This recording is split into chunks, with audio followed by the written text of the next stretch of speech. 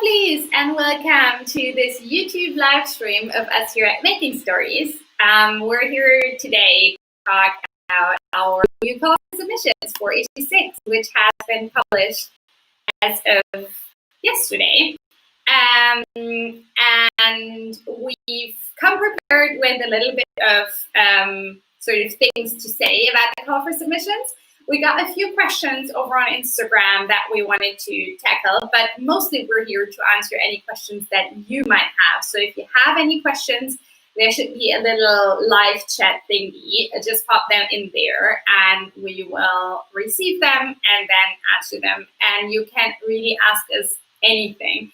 And that's really just something that's very dear to my heart. I love working with new designers, and if it's the first time maybe that you're submitting to a publication, some of the process might be a bit unclear, although we try our best to make it as clear as possible, but there's no such thing as stupid questions or anything like that. You can ask us anything that you'd like. Alrighty, with that out the way, if you don't know me, I'm one of the founders and the current CEO of Making Stories, and I'm joined today by my wonderful colleague Claire, who is our marketing and social media wizard, and without whom I'd be completely lost, and work also wouldn't nearly be as much fun as it is. Thank you so much. So let's jump right in. Our call for submissions for issue 6 is now officially open, and we're accepting submissions. And the theme that we chose based on topics that you, our lovely viewers, and our community on Instagram suggested is Skyward. And I think Claire and we had a lot of fun going through the topic suggestions that we got, and it felt like a really organic process how we arrived at Skyward. And maybe Claire, do you want to say a few words about what our inspiration behind it was, and what we're looking for in terms of issue 6? Yeah, absolutely. We got so many good submissions. We did last time. That's why we're excited to open it up again. We arrived at Skyward because we had a few that were kind of like circling that theme. We had a lot that were kind of quite specific, and it was kind of nice to come up with a topic that you could be a little bit more open with. So we had skies, which we thought was a lovely idea, and there's lots of things about perspectives and things, and there was something in particular that I think you and I, Hannalisa, really liked about that kind of perspective of looking up. Especially for me, I've spent so much time like this, looking at my phone. So that kind of feeling of opening it up and taking a moment to pause, and everyone having their own unique perspective of looking up was something really nice and exciting. Plus, it's kind of like, if you're interested in doing things that are more architectural or with lots of straight, clean lines, and that's kind of your thing, you can totally do that here. If you're definitely someone who is inspired by nature, I mean, just looking up through a canopy of the trees is something I love doing and is very inspiring. So it's kind of the world's your oyster with it a little bit, which I find really exciting. And we put together that mood board. As soon as you start to put a mood board together, that's when it really comes to life, and it just started looking so good in the colors. So I'm really excited about this theme, and yeah, we're looking for some awesome patterns. So I can't wait to see what everyone comes up with, because I'm super inspired just by the thing itself. So did I cover that question? Yeah, absolutely. And if you folks saw me typing in between, it's because I answered a question on our live chat. Like, not that you think I'm sort of like, I don't know, doing what. But yeah, wonderful explanation of what we were thinking. And I think the picture that you chose, Claire, for Instagram perfectly captures the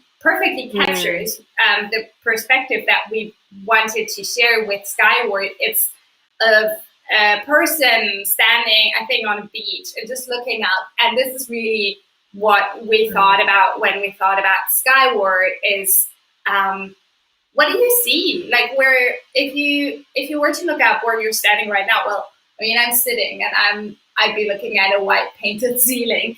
That can be inspiration in and of itself. Yeah. But it can also be, as Claire said, you're out in nature looking up through the trees, or maybe you're in a city, you're looking up and you see a skyscraper growing into the sky, really anything, or clouds floating up overhead. And I love this theme so much, and I think I shared that with you, Claire, when we were talking about it and developing the theme, is because I don't know who said that to me, but quite a few years ago, someone told me to always remember to take a look up at the sky whenever I was feeling low or constricted or anxious, and to not forget to take a look up. And that's come back to me over the last 10, 15, 20 years, ever since that someone said that to me.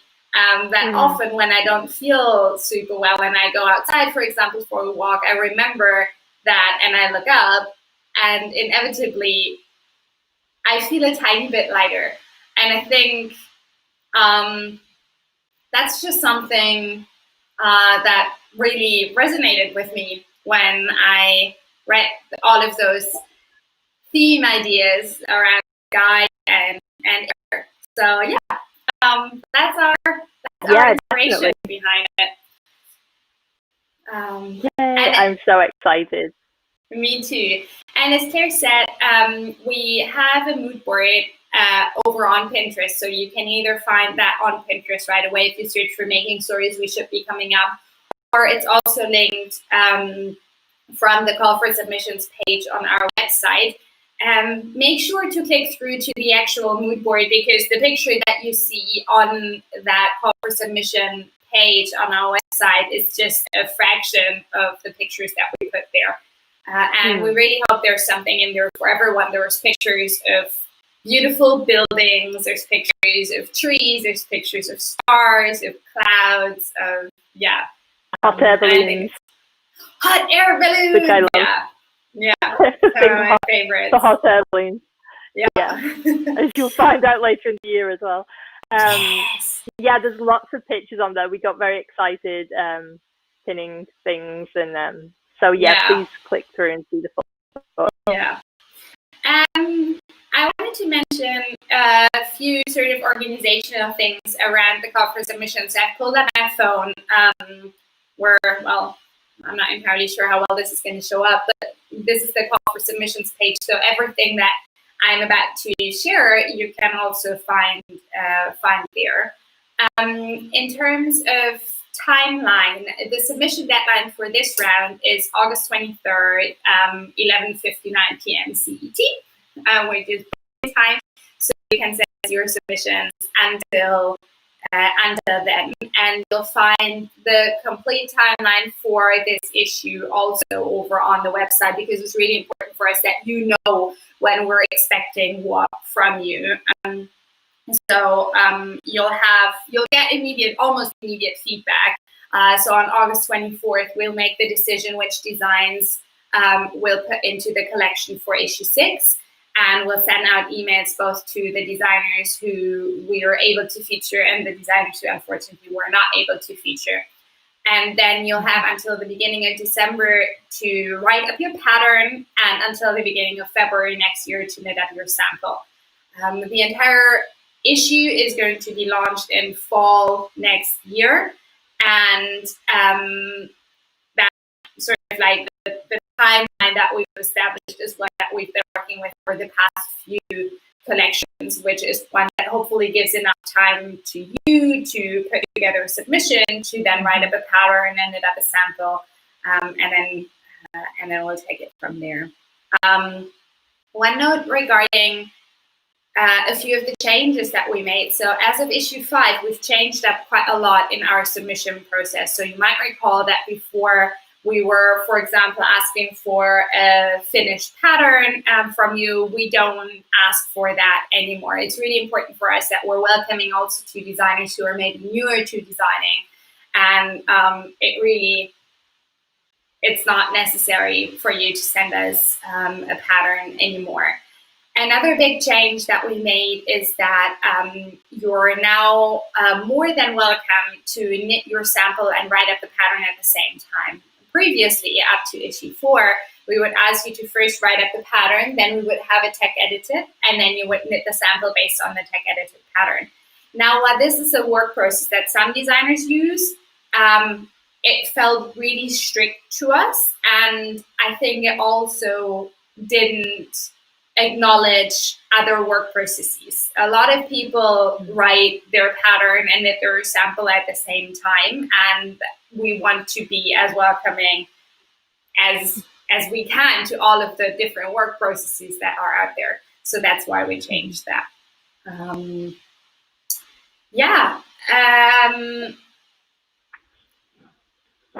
When you take a look at the webpage about the call for submissions, you'll also see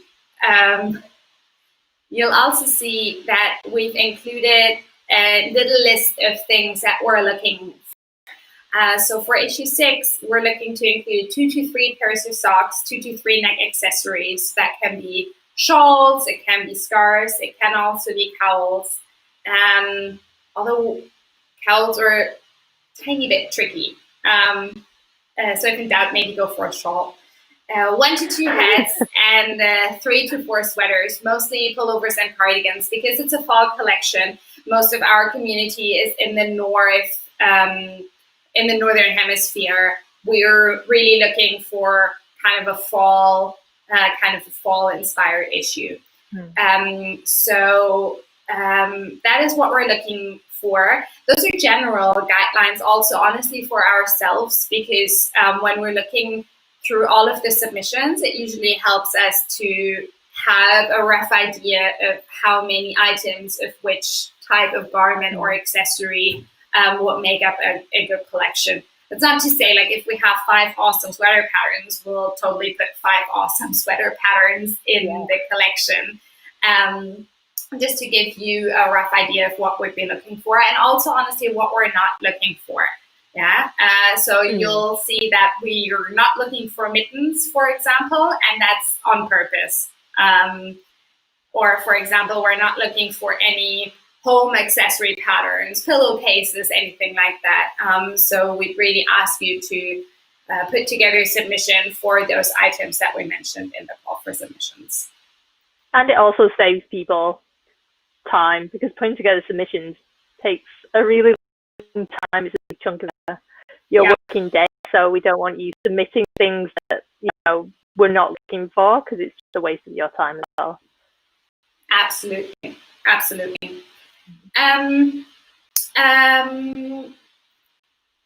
One thing that I think you might also be interested in is compensation and the right situation. If you are I'm just going to start at the very beginning, assuming that rights and compensation is not something that who is watching is familiar with.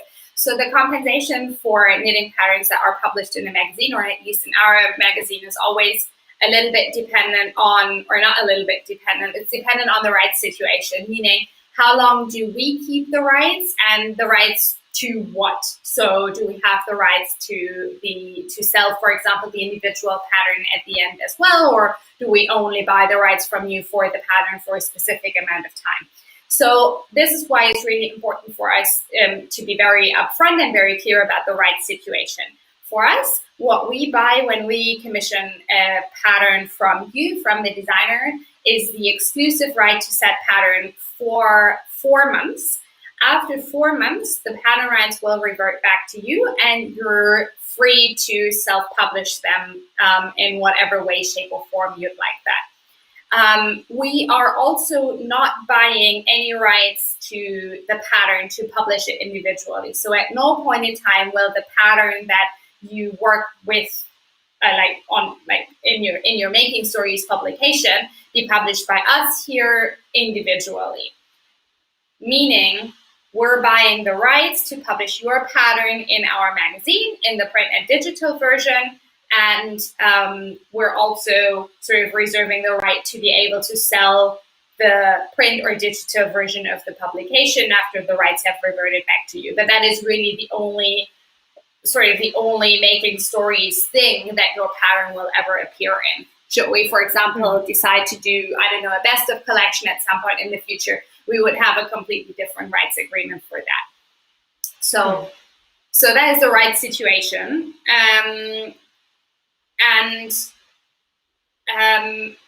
Because we don't publish any individual patterns or anything, there's also not a royalty structure. I got that question via email a couple of days ago, whether we pay out royalties, which is something that you usually do if the publisher publishes a pattern individually. For us, that's not the case. So we're offering a fixed compensation, and how high that is really depends a lot on the complexity and type of pattern that you're writing for us. It can range from 100 euros to up to 550 euros. And it really depends on, how many sizes are we asking you to write up? How big is the sample that we're asking you to knit up? Is it a hugely complex pattern that requires a lot of work when it comes to grading? Is it something that's a little simpler to grade? All of those things that will make up the final fixed compensation that we're offering to you. In addition to that, we know that shipping can get really expensive, especially sample shipping if you're overseas, and we're based in Berlin and doing our photo shoots here can really cost a lot. So we're also reimbursing a portion of your shipping costs. Again, you'll find all the details about that on the Call for Submissions webpage. What else should you know? So after 4 months of the publication date, you get the rights back. That means we'll put together a PDF of your pattern, including the photo that we've published in the publication. You get the PDF. You can publish it as is at any price point that you like. You can also use your own branding and your own layout. If you want to do that and you want to use our original pattern photography, we've purchased the rights for you to use up to 5 of the original pattern photos. This is something that is, I don't think, very commonly done. Right situation with photographers is something that is really expensive and also pretty complex. So I'm really happy that we found that solution so that you can also use the original pattern photography if you don't want to do your own photo shoot when you self-publish your pattern. Last but not least, if you want to read our full designer contract, there's also a link on the Call for Submissions webpage. And if you have any questions around that, just send us an email. Whew. Claire, did I forget anything about compensation and rights? I don't think so. It's one of those things, being a designer first and then coming to work for a publishing company. I've seen the other side. I was like, what do we have to work out? That's insane. You normally, like beforehand, I would just submit an idea to someone and not even think about what goes on in the background. And then, it's really complicated. It took us quite a while to work out all those details. And, I think in the beginning, before I started working, you worked in a slightly different way. And then as it's gone on, it's like kind of a trial and error of that is not working. We need to adapt to that. And that's not working. It's been a constant reworking of things. But I think we're in a pretty good system now, which is nice. It's just a lot of information to try and convey over to people. Okay, you're trying to tell me this is not the right forum to do this? I'm like, okay. No, not at all. No, it's brilliant. It's good to explain to people. Then they know exactly what's going on. No, this is brilliant. It's just, your mind boggles when you actually think about having to sit down. Well, you worked it all. I didn't have a hand in that, so my mind's boggling on your behalf. So. Yeah, I think honestly, like if there's one thing that you as a designers take away from this is rights and compensation are usually very intricately linked with each other. And so if you're reviewing a contract, be that honestly with us or with any other publisher or your own company, paying attention to how those two are linked is usually a really good idea. And what we've tried to do with the contract that we have now is be as flexible as possible and as accommodating as possible when it comes to self-publishing afterwards, because we recognize that the sort of the portion of it's sort of like, you don't need to reinvent the wheel, right? Like, I want to be as mindful of the work that our designers put into working with us as possible. And a portion of, or a part of that for me, is allowing as much freedom and flexibility to use what they've produced afterwards in a different context as well. Yeah. And then hopefully helping them make money with it. In addition to what we pay them. Nice. Yeah. Okay. So that's a nice thing, yeah. The last thing that I want to share with regards to the pattern submissions is, what do you actually have to send us when you're submitting to us? So what we want to see from you is one PDF. And please really do send us a PDF. Don't send us your submission in an email format or anything else, because that makes it really hard for us to share it with each other. And just having everything in a PDF makes our life a lot easier. The PDF should have a short description of the design and its construction, a note on how your design relates to Skyward, the topic of issue 6. What's your inspiration? Share your story with us. What do you see when you look up, for example? A photo of your swatch, ideally a well-lit one. A sketch of the design that you're proposing, ideally on a body. Why on a body? Because it helps us understand which fit you're going for, and also which proportions of the design. For example, you can sort of sketch the same sweater without a body, and it can look cropped, or it can look like a tunic version. If you put it on a body, we'll know exactly which fit, which vision of the design you have, essentially. There's tons of, it doesn't have to be anything fancy. There's tons of templates out there that you can use to sketch upon. And I'm also going to mention here that we have a video on our YouTube channel, an interview with Natalia Sinelchikova, a wonderful designer who's worked with us a few times before. And if you go on that video and you fast forward to about minute 20, she's going to start talking about swatching and sketching for submissions. And she has some really, really awesome tips on both things. So if you're a little bit unsure about that, take a look at that video. And she's really good at it. And I hope that that's going to be helpful. The last thing that we want to see in your submission is suggested yarn weight and gauge. And one thing that we love to see is if you're taking a look at our yarn partner page and suggest a yarn that actually works with what we usually use. So you know that we're all about sustainability. So we're not working with any superwash yarns. We like to know the yarn companies. We like to work with yarn companies that are really mindful of their production processes and of the world, essentially. So it doesn't necessarily have to be one of the yarn partners that we're already using. We always love suggestions for new yarns to try, but please make sure that it's actually something that we've been working with. Yeah. So don't send us a sock submission that's knit up in, or where you suggest superwash yarn with nylon, because that is frankly not something that we would ever use in one of our publications. And we want to see that you know what we're about. So yeah. And I think that's good advice. That's just good advice for any submission you do as well. It's always good to have an idea of the publication you're submitting to before you even start, because it kind of puts you on a good footing. If you know that the person submitting is actually interested in your work and the publication, they know what you've done before, then it actually goes a really long way in your submission. So. Yeah. So that is an overview of everything relating to pattern submissions. We are also looking for essays, illustrations, poems, short stories, anything that we use as editorial content.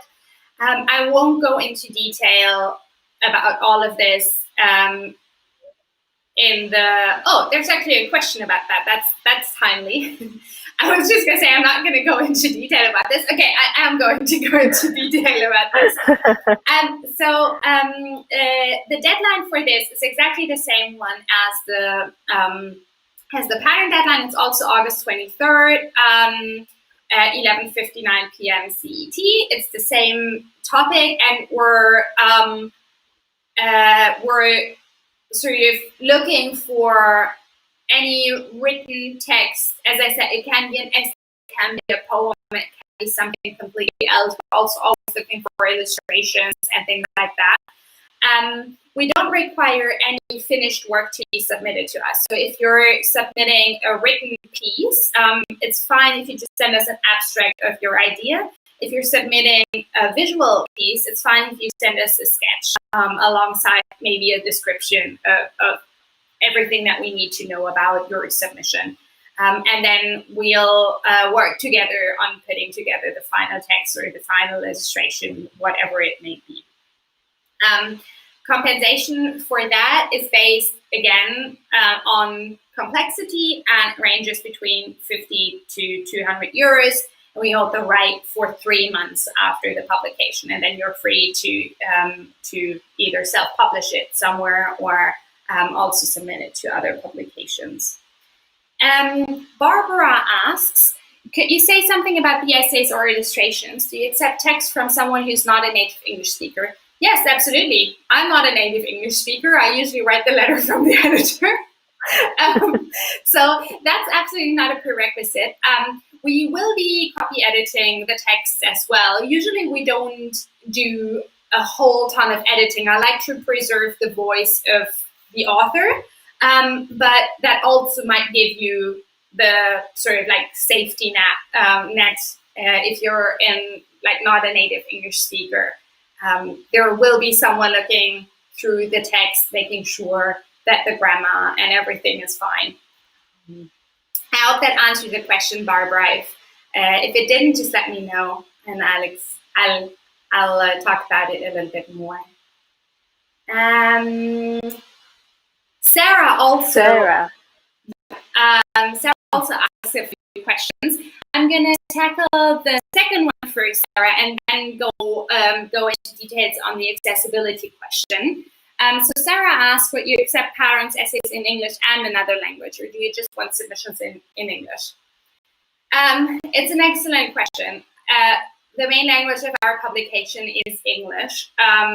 So I'm not entirely sure if we would be publishing, let's say, an essay in 2 different languages in the in the printed version of the magazine. We're always working with space constraints. There's only that many pages. There's only 136 pages that we can fill. What I'd be super open to discuss is having a second language version uploaded for people to download somewhere. That's perfectly possible. As for patterns, the main reason why we are not offering anything but English patterns at the moment is that we would want to get them translated and tech edited again professionally, and quite frankly, we can't afford that at this point in time. All of our designers are more than welcome to publish translated patterns afterwards. Like when the rights revert back to you, we have quite a few people who have translated their patterns into other languages. I know from someone who's translated their patterns into Russian, from someone else who's translated their patterns into Spanish and Italian. So that is definitely something that you can do at that point in time.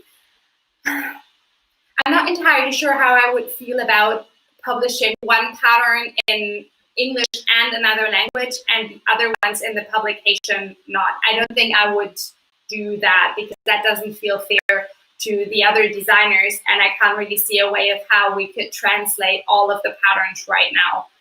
But you're definitely more than welcome to offer other language versions of your pattern when you self-publish. Does that answer your question, Sarah?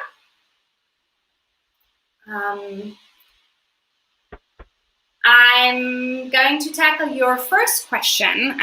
So Sarah, you also wrote, given the issues of accessibility around Ravelry, can you speak to the accessibility of your publications?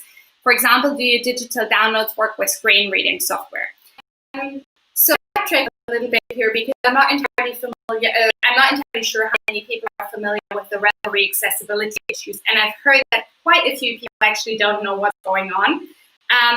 Just a quick summary of what's been happening. Ravelry launched a new skin, so a redesign of the platform about 5 weeks ago now, which is not accessible, period. There's no other way to put it. The new design has caused seizures, countless migraines, headaches, eye strains, and made the platform essentially unusable and unsafe to use for quite a lot of people, especially people with neurodivergent conditions, but also others. I have the same thing. I can't look at the new Ravelry. I get a migraine after about 5 minutes. This is not about me. It's just that there is a big issue. The issue has not been addressed by Ravelry despite a lot of people speaking up about this, and it's essentially led to a situation where Ravelry is not safe for a lot of people to use, and which also has a significant impact on designers and consequently also on yarn businesses because people are buying less patterns on Ravelry. Long story short, we still have a lot of work to do with regards to accessibility. So our digital versions work with screen reading software, but it's been something that we definitely need to do a lot more work in. There's always more work that you can do to make things accessible, because there's, screen reading is one portion, or screen readers are one portion. Sort of having digital versions for low impact or other. How do I best phrase this in English? Claire, maybe you can help me out here if you know what I'm trying to say. I know you know what I'm trying to say, but this is where my English knowledge leaves me. So there's essentially other conditions, that make working with PDF versions or also with printed versions really difficult, which has a lot to do with contrast and things. So offering, for example, a different digital version that has a little bit of different contrast than what we do right now is something that I definitely love to do. Long story short, our publications are to some extent accessible. What the entire discussion around Ravelry has triggered me to do is read up a lot more about accessibility, especially web accessibility and accessibility of the digital version. And I'm quite confident that by the time that issue 6 rolls around, maybe even a little bit earlier, we're able to implement a lot of what we've learned when it comes to accessibility. Does that make sense?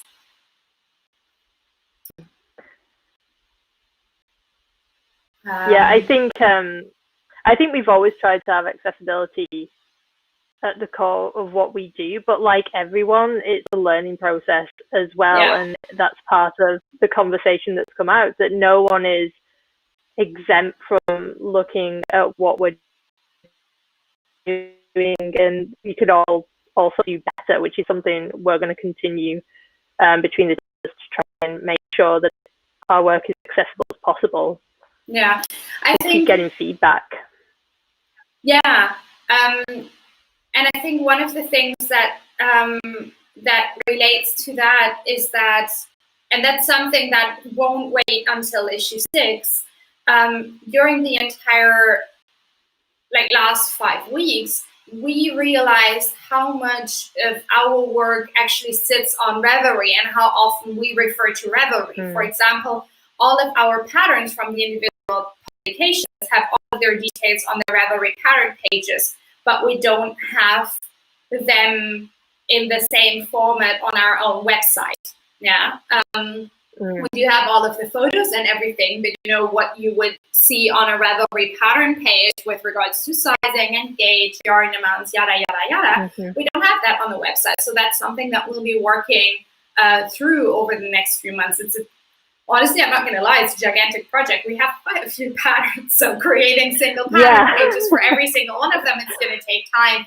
But that is also something that for us falls broadly under this category of accessibility, making sure that the information that we provide to people on Revelry are also accessible off Revelry.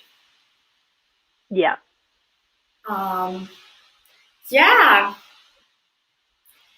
So, lovelies, continue sending us your questions. I think, Claire, you've collected a couple of questions that were sent to us through Instagram over the last few days. While we're waiting for questions from our viewers, would you want to dive into those a little bit? Absolutely. So we got a couple of questions. One was about what season it's in, which is what we've kind of mentioned already. It's a fall issue. So, we're open to layering pieces as well, but it is a fall issue. So that's kind of to keep that in mind when you're sending submissions. Another question we had was about if we work with new designers and if there's support there for people who are just starting out, which absolutely, we love working with new designers. We're always open to helping through any problems that you have. Starting right with the submission. If you're a new designer and you want to submit a pattern with us, but the submission's kind of like, oh, it's really complicated, it's absolutely fine. We actually, like Annalisa said, we had a great YouTube live with Natalia, who goes into depth of her fabulous swatches and submission process. And I've also written a blog post in the past, which you can get to through the submission at the bottom of the submission. There's a link right to that, and that basically breaks down the whole submission PDF of what to include on there. The one thing I will say, just if you're a new designer, one of the best things that I found was when you were submitting to really break down the construction in the submission.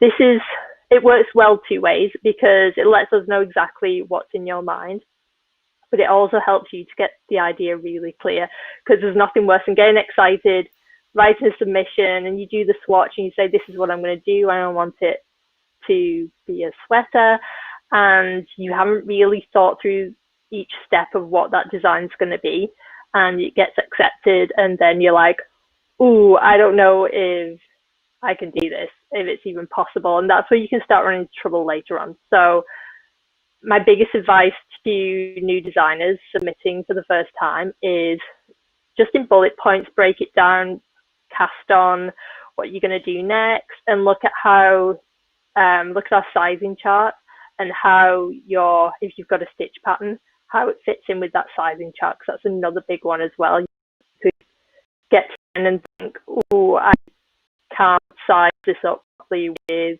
the way my pattern repeats. So that's just a quick advice there. Read the blog post for more on some details to that. And of course, we always love working with new designers, so please don't be afraid to submit to us. We're definitely here to support you. We have a fabulous tech editor as well who will help. So yeah, Marina's fantastic. And I think as well, since we relaxed that rule of you can knit and rise up your pattern at the same time, it makes it a lot easier for new designers too. So so yeah, please do submit if you're a new designer, because we'd love to see your ideas. Yeah, and as Claire said, we have a fabulous tech editor who we're working with, and even in the process before that, if you're writing your pattern, you're a new designer, you're not entirely sure about something, about how to grade something really, or you just you're running into a wall and you're not entirely sure how to break through it. We're always here to help. Send us an email, and we'll do whatever. Like I'm not a super proficient designer. Claire's a lot better than I am. I think between the two of us, we can help with most of the problems. And if there's anything that we can't solve, we'll loop in Marina, our tech editor, because she really has answers for everything. She's amazing. She really is. So yeah. Good. Like we offer really whatever support we can to new designers. Yeah, and there's also just want to say, if you are designing with us and suddenly it's kind of like you're completely stuck and you realize there's something really weird going on, and you're like, oh God, like I've made this mistake back, there's something wrong with the gauge, you know, just get in touch with us. It's absolutely fine. We'll work it out. There's always things to do. It's you know, I love knitwear design, but at the end of the day, it's knitwear, it's knitting. It's going to be fine. It's not, the world isn't going to end. So always get in touch with us, and it's absolutely fine. We can always sort something out and help you along the way. It'll be good. Yeah. I think there was one more question, and I also got that as an email, and it's something that we get asked more and more often, and that's whether we accept any other patterns other than knitting patterns, so especially crochet or sewing patterns, and if we don't, why that is the case. And I think that applies especially to crochet, because there are publications out on the market, like for example, Pom Pom, who publish both knitting and crochet. The short answer is we don't accept anything else but knitting patterns at the moment. The reason for that is that crochet is a completely different language, and we would have to have a completely other different tech editor who would then need to be trained in our style guide, and we would also sort of have, like, I know how to crochet a chain, all my crochet knowledge. That's not to say that it's dependent on me, but there's just a lot less knowledge in our team about crochet specifically, and I think the same goes for sewing. And this is why we're not accepting anything but knitting patterns at the moment. At the end of the day, we want to make really, really, really good knitting patterns. And the only way for us to do that at the moment, with the capacity that we have and with the knowledge that we have, is to focus on them and not to branch out too much into other crafts that we're not as knowledgeable about. That's not to say that this will never happen, you know. Maybe in a few years down the line, we've grown, we can add someone to our team who's super knowledgeable in crochet. There are so many gorgeous crochet patterns out there. So it's really not about anything but us not having the knowledge and not having the bandwidth and financial means right now to do that. It'd be lovely to add crochet at some point. I love crochet, but look at it, I have no idea. Like you said, I can chain things. I tried to make a crocheted robot once for my nephew. It went really weird, and that was the extent of my crochet. I think he still has it, but it's a little weird. That's the extent of my crochet. So yeah, it'd be lovely at some point, but yeah, like you said, we can't afford to have another tech editor doing crochet at the moment, which is a shame, but maybe one day. Yeah. While we're waiting for questions to come in, there's one last thing that I wanted to mention with regards to the submissions. We've already talked about the help that we provide to new designers. we're also super, super happy to accommodate any disability or conditions that might sort of affect how fast you can work or what you can do. Yeah. So if there's anything that you think might keep you from working on the timeline that we're proposing, or anything else that we can help with during the process, do let us know. You can send that in your submission, or you talk with us later on. If there's anything else that we can do to accommodate the needs that you have, we're more than happy to do that.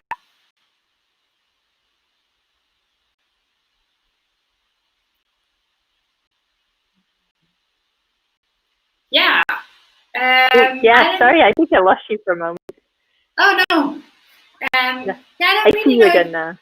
If there are any other questions from the folks who are viewing, if there are nothing so far, maybe send them our way now. Is there anything else, Claire, that you'd like to mention, or anything that we might not have talked about so far? I don't think so. I specifically wanted to mention about submissions, which I've done. I think, again, just to encourage new design. Making Stories is actually the very first publication that I got published in back in Woods, and it was really exciting and quite scary. So I just want to reiterate, if there are new designers out there, definitely take the plunge, and and you can always get in touch for any information. There is an abundance of information out on the internet, where when I was first starting, there wasn't that at all. Claire Mountain comes to mind. The Sister Mountain blog is phenomenal for new designers and existing designers. I've been designing for a few years now, and I still go back to Claire's blog to just to kind of go over a few things and to get some inspiration. So if you're stuck, if you just want to have a chat with us, you can always email me at claire@makingstories.com, even if it's just to just for even a little confidence boost. Just go for it and take the plunge, because it's one of the most fun. It's one of the most fun things you can do is to design your own patterns. So if that's something that you really want to do, please do it. Reach out, even if you just need that. You can do it. Email back, and we're always open to hear from you. So. And we both have so much appreciation for every single submission that we get, because we know how long it takes and how much time and love and effort and sometimes heartache goes into them. And yes, that is, I'm so grateful for every single submission that you send us, because I know how difficult it is, and what a commitment a submission is. I think that's, sorry that I interrupted you. I was just going to say, I think that's another good point as well, is if you submit with us and it doesn't get accepted, that there are so many reasons as to why a pattern wouldn't have got accepted by us. If you've kind of ticked all the boxes we asked you for, it could be something as simple as there were so many colorwork sweaters, there were so many sock patterns, and the one we picked over yours, it just maybe had something in the stitch that worked better with the collection. It's never walk away. If you submitted a pattern and you get the thing back, which happens all the time, don't walk away thinking, oh, I shouldn't have tried. That was a terrible idea. They hated it. They, God forbid, you think you sat there laughing at it, which we would never do. No. There are so many reasons that patterns don't get accepted if you submit them. So don't be upset. It's disappointing, I know, but take it, resubmit it somewhere else, self-publish it, and again, if that happens and you're like, oh, just send me an email and we'll have a little chat and it'll be fine. And if you never self-published before and that's what you want to do, if you do get rejected, then, you know, I'll also help you get started with that as well. It's absolutely fine. So if it doesn't get accepted, don't worry, it's not the end of the line at all. And it certainly wasn't because it was a bad idea necessarily. It's just, it didn't fit in with the collection as a whole, because all the patterns have to kind of fit together. We could have, and with issue 5, we had quite a few that we absolutely loved, but in the end we were like, we can't put that one in just because it doesn't, we want to, but it doesn't fit in and we have too many of this. So that's just a little note on getting rejection. Don't get down about it. It happens a lot and it'll be absolutely fine. Yeah. And 2 sort of little points on this. So one, and it's important for me to mention this because I know that not all publishers do this. We do send acceptance and rejection emails. So no matter how our decision with regards to your submission is at the end, you will get an email from us. If by August 25th you haven't gotten an email and you've sent us something, do reach out to us. It's happened once or twice before that things have landed in spam folders, but you will definitely get an email from us. And in that email, that's the second thing that I want to say. If for whatever reason we haven't been able to accept your design, I will let you know in that email, or I will ask you if you would like to have feedback. And if you reply, I will send you specific feedback, or we will send you specific feedback on your submission. It might take a little while. Last time I had, I think, about 50 emails, 50 submission like feedback requests. That was quite a lot. But I think it's the least that we can do to put in a little bit of our time, which is honestly a fraction of the time that you put in for your submission. But I can down and send you a couple of feedback points. So there's that. But yeah, until we get to that point, we first, we would love to see as many submissions from you as possible. As I said, August 23rd is the deadline. If you have any questions at all, I'm actually on summer vacation. Are you sure? Kind of. Doesn't look summery. My little linen top here. But the lovely Claire will be able to help with any questions, and I'll be back at the beginning of August, at which point I'll be on vacation and I will be there to answer any of your questions. And really, we would love for you to submit to us. So yeah, I think that's everything, at least from my side. Claire, do you have anything else? Nope, that was everything from my side. All right. So once this video has been processed by YouTube, it will be available for rewatching. So you can also, share it or rewatch it again. And you can find us either here on YouTube or over on Instagram, or send us emails. And we can't wait to see your submissions land in our email inbox. So excited. Thank you, everyone, for tuning in. Thank you so much, Claire, for joining me. And we will be live again next week, July 28th, exactly a week from now on.